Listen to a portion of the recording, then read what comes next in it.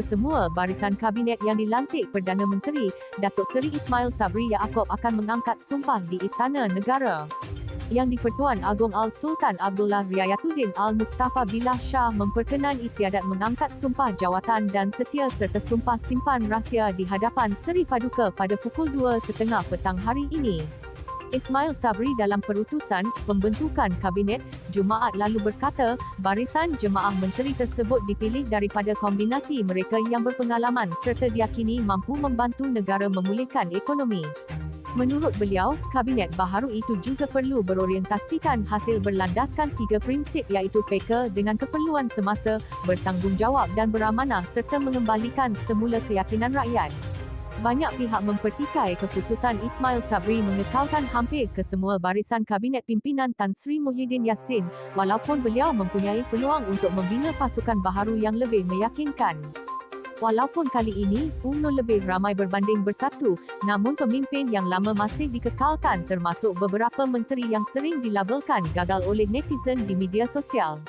Ketua Pembangkang, Datuk Seri Anwar Ibrahim menyifatkan kabinet baharu yang dibentuk Ismail Sabri hanyalah kita semula dan tidak membawa perubahan yang diharapkan rakyat.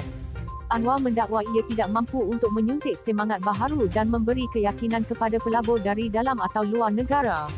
Ahli Parlimen MUA, Syed Saddiq Syed Abdul Rahman turut menggelarkan kabinet Ismail Sabri sebagai kabinet gagal 2.0 dan menganggap Perdana Menteri telah membazirkan peluang untuk melantik individu yang bagus dalam jemaah menteri. Namun, adalah tidak adil untuk tidak memberi peluang kepada Ismail Sabri membuktikan bahawa mereka mampu bekerja lebih baik daripada pentadbiran sebelum ini.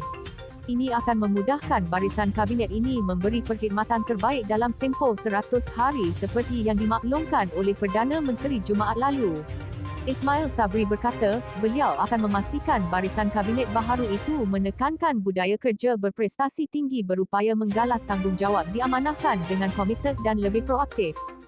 Perkara penting yang rakyat ingin lihat adalah fokus sejauh mana barisan kabinet baharu terbabit berupaya membawa negara keluar daripada pandemik COVID-19 serta pemulihan ekonomi. Hanya selepas itu rakyat boleh menilai mereka sama ada itu adalah kabinet yang gagal atau sebaliknya. Diharap lantikan barisan kabinet ini juga mampu menstabilkan kemelut politik terutama antara parti-parti yang menganggotai kerajaan.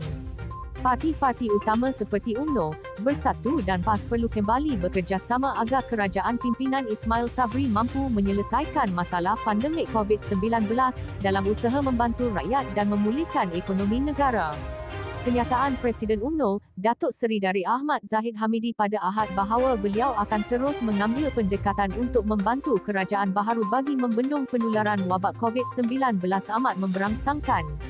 Ahli Parlimen Bagan Datuk itu berkata, pendirian itu juga selari dengan titah yang di-Pertuan Agong agar semua pihak bekerjasama memulihkan negara. Diharap barisan kabinet yang mengangkat sumpah hari ini bekerja lebih baik dan tidak sia-siakan harapan seluruh rakyat Malaysia.